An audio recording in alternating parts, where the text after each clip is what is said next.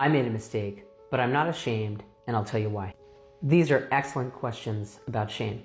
What I said in the previous video was true, but I was referring to living with chronic shame, which is a miserable, unnecessary way to live. It's a distorted way of viewing life that affects your overall health and well-being, and also your relationships. We just cannot show up as fully and authentically as ourselves if we live like that. However, shame is not all harmful. If you listen to what shame is trying to tell you, the message can heal and empower you. Shame can help us live up to our morals, ethics, and agreements. As emotion expert Carla McLaren says, it helps us to make sure that they are current, realistic, and appropriate.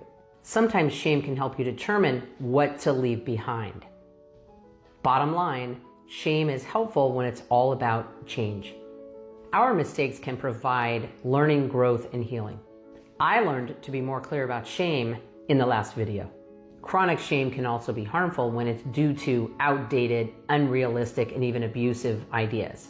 You know, the things that we have no reason to be ashamed about. Removing that chronic shame may just be one of the best things you've ever done for yourself.